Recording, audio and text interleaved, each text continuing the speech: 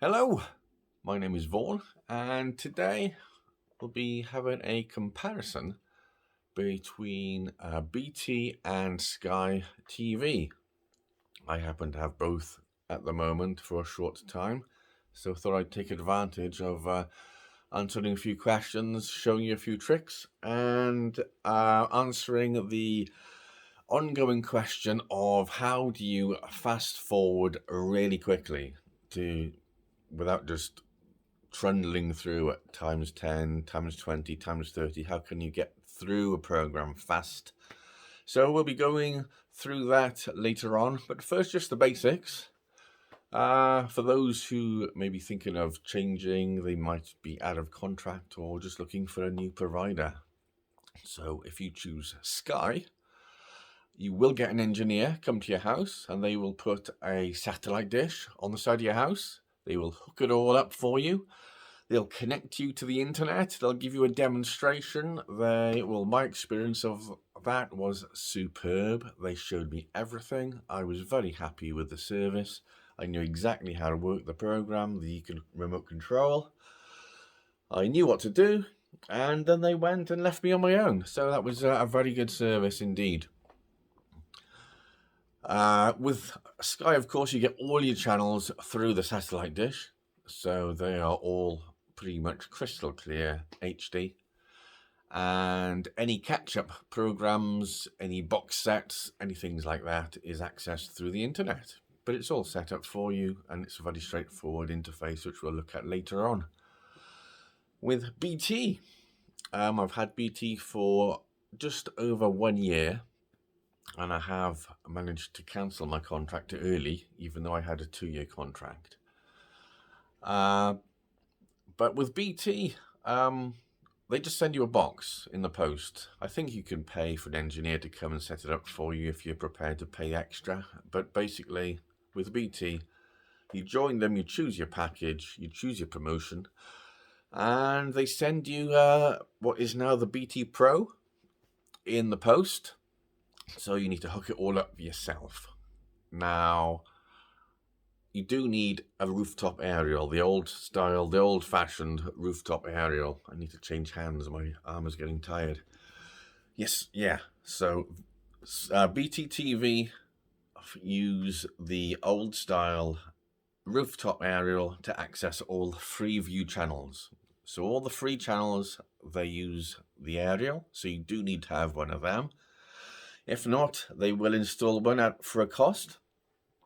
But for everything else, all your other packages, your sports, your entertainment, or anything that's not on Freeview, you can get quite seamlessly through the interface. It works very well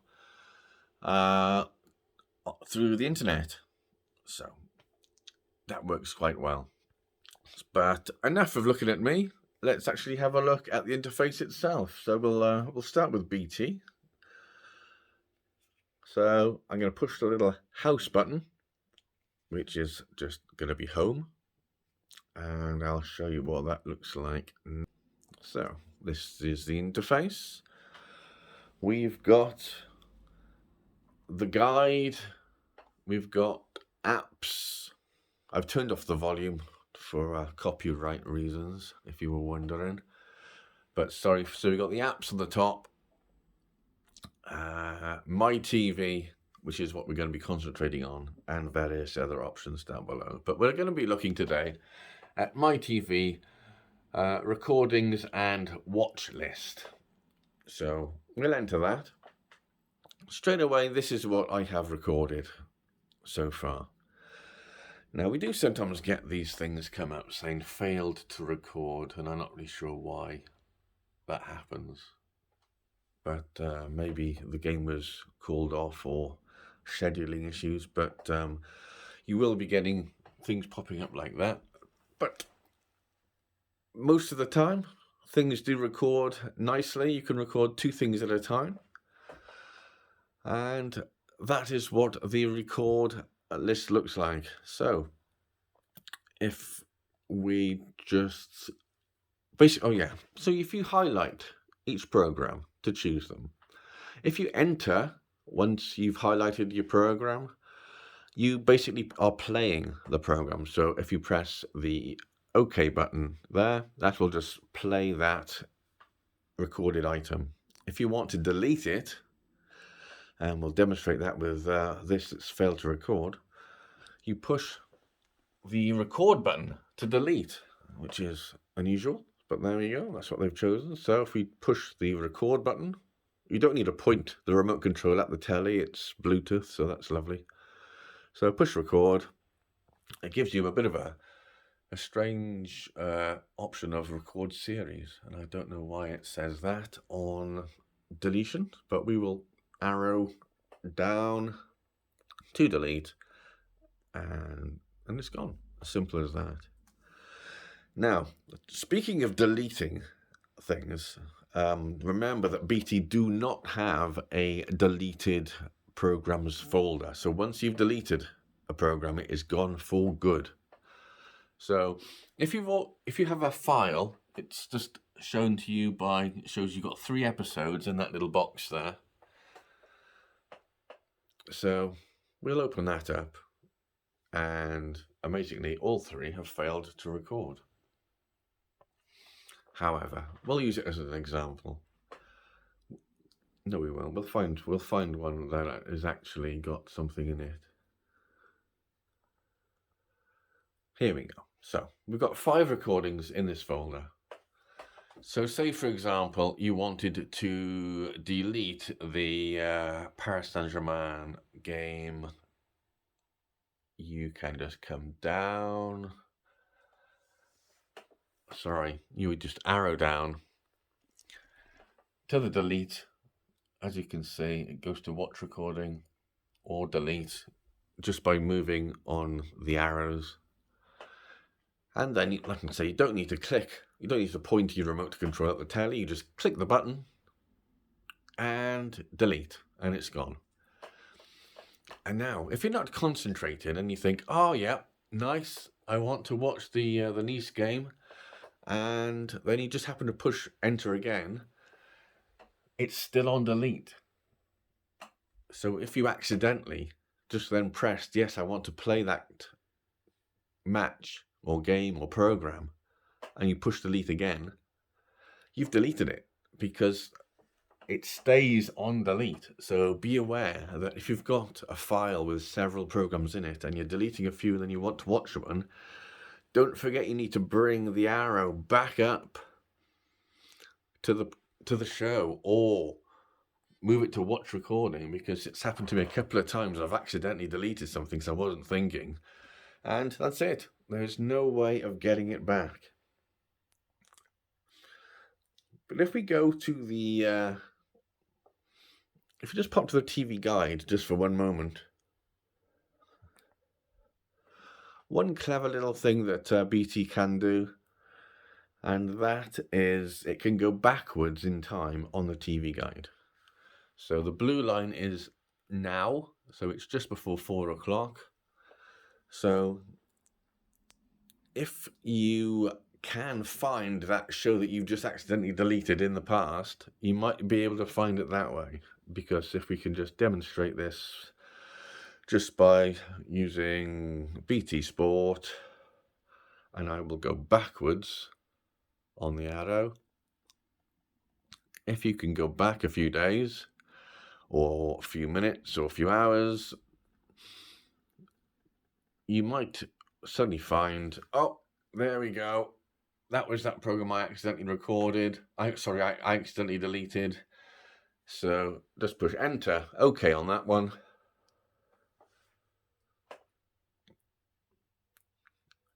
And wait for a second for it to load up.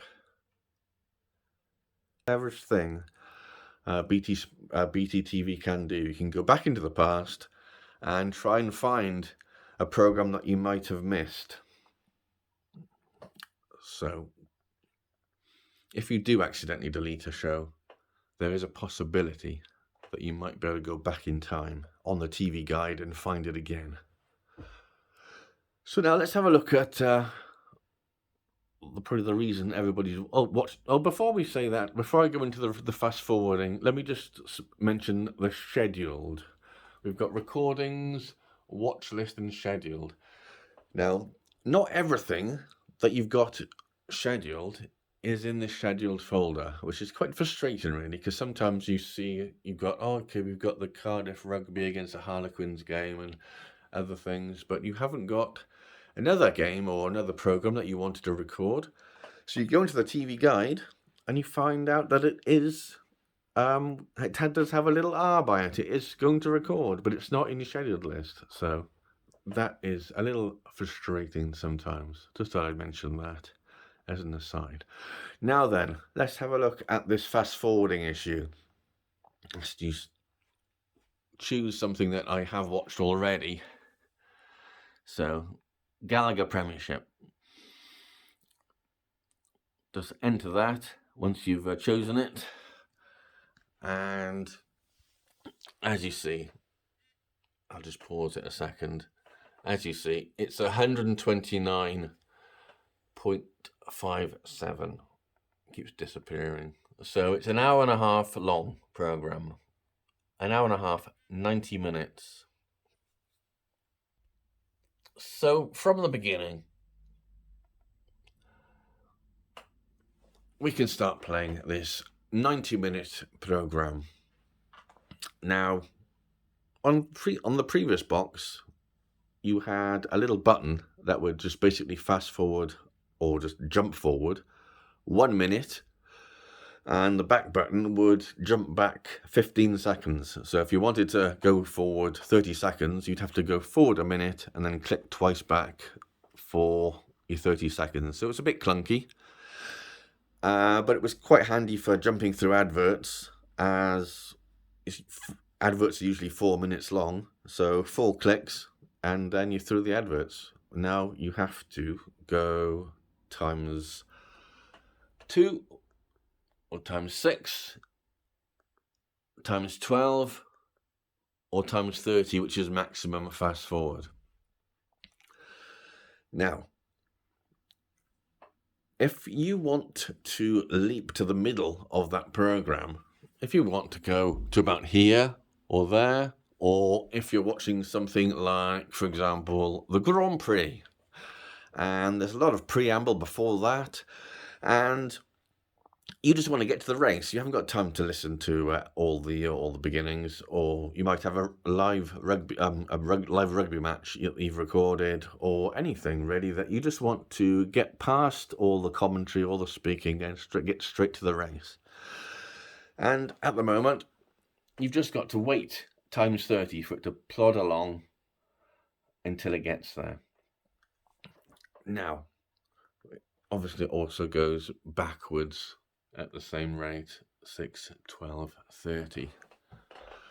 Now, for many months that I had BT, I thought that was the only way of fast forwarding and rewinding.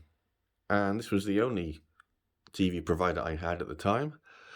And it is quite frustrating to just wait. Even if you're going through adverts, it's quite frustrating just to wait times 30 to get through the adverts and then to stop it in time to watch when the adverts are finished. So what I've now realised, and it's a strange system, but going back to the length of the programme, this is an hour and a half, give or take a couple of minutes, which is 90 minutes. So these buttons on the remote control, these will leap forward 10% of the total length of the show. So I'll demonstrate that by, obviously, 90 minutes. 10% of 90 minutes is 10% of 90 minutes is 9 minutes. So button 1 takes you to 9 minutes. 2 9s are 18. So button 2. 3 9s are 27. So number 3. And that's BT's system for leaping forward, which is a little unusual, because of course, unless you're very good with maths, you'll not know probably what 10% of a 3-hour 15-minute broadcast is. And really, When would you ever use that, apart from perhaps, as I've before mentioned, just to try and leap forward through some talk about the show before it actually starts? But there we go. That is what you do with BT Pro. You've got buttons that take you forward 10% per button.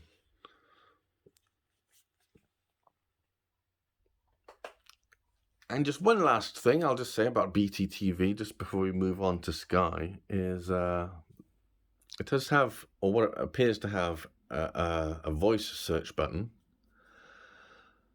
But when you press it, it just comes up with a way of typing, of looking for things. So the voice search doesn't work, not on my telly anyway. So when you push the voice search, you just have to tap in the name of the program and spell it out the old way. Also, the volume doesn't work on the BT remote control for some reason. So you do have to use your normal TV remote control to have any volume. But I don't know, maybe that is just my television, and it might work on yours. But that's it. I think that's all we're going to deal with BT. One thing I will quickly mention is that if you do choose a package with BT, it might sound good for a few months. You might get a 6-month deal or a 3-month deal of half price. But after then, you will be tied in for the rest of your 2-year contract. And then you'll have to pay the full whack for whatever packages you want to watch. And you have to choose a package. You can't just say, I want to just have the Freeview. You have to choose a package because you're contracted. So bear that in mind, that after your promotional period, you will have to choose a package which is full price for the duration of your contract. Okay, so moving on to Sky. Now then, Sky has a little home button. The remote controls are very similar, actually. Sky one's a little bit more glossy. But Sky has its home button, and I've already pressed it. So this is the home screen, where it has suggestions, top picks, unmissable series, all sorts of good stuff like that. But we're looking at the recordings. Now, it does have, this Sky is in fact a button, which I didn't realise immediately. But if you press that, it does go straight to your recordings, which is quite clever. But going back to the home button, I will just arrow down until we get to recordings, and then arrow across. Now, in a similar way, it's got the little pictures. I did have Sky about 2 years ago, and it did have a nice little list of recordings, which I thought was much more easy to navigate. But we've moved on. I'm getting old, and now I have to put up with the new system, which is little pictures of the programs that you've recorded. So, in the same way, we'll try and find something in English for you all, which something I recorded over Christmas. Now, with Sky, you do choose the program. Once it's highlighted, you can't delete it from the screen. You do enter it. You do choose the OK button. And then you have all your choices of play, delete, keep, lock. And if it was a series, it would enable you to add or remove the series link. But we're going to choose play, and I'm just going to show you now how to fast forward with Sky in comparison with BT.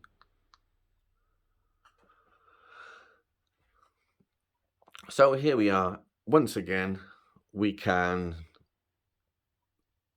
do the ×2, the ×6, 12, 30, and we can watch it zip forward. We can do it in reverse as well.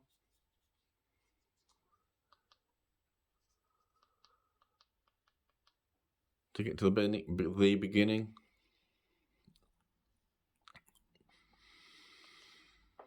But the big difference with fast forwarding quickly with Sky as opposed to BT is if you now pause the show. First of all, by using the arrows, we're on 1 minute. So if you do want to just leap forward in minutes, which can be very useful to skip your adverts, like I say, if your adverts are 4 minutes long, you click your arrow button, 1, 2, 3, 4, and it's leapt forward 4 minutes. So you can go forward per minute just by clicking the arrow button.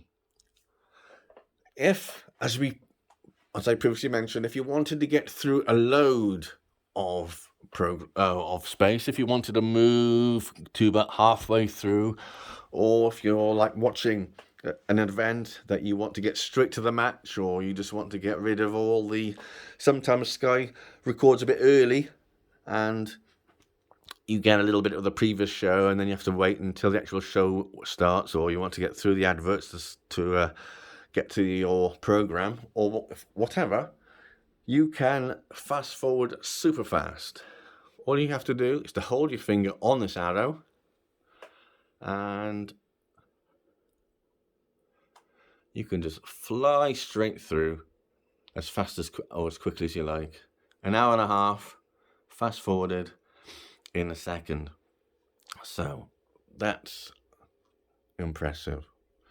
So if you do want to fast forward or rewind with Sky, you can do it quite simply, holding down. Once you've paused it, you do need to pause it first. So pause the program and then hold your finger on the forward button or the back button. Go forward, then you can play. And if you want to go a little bit further forward, if it's not quite right yet, move a bit further forward and play. And it's as simple as that. Simple as that. And the only problem I have, well, not exactly a problem, the only anomaly with Sky is it does have a button. If we just get it back to the normal TV screen.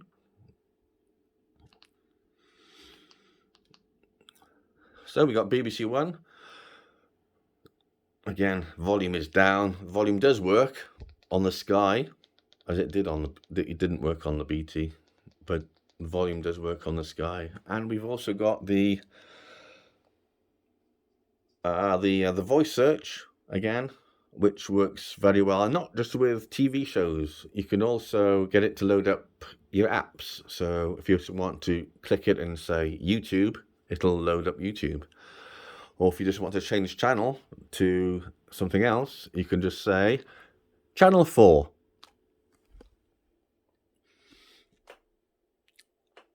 And it's changed channel to channel 4. So there we go. I'm impressed with Sky.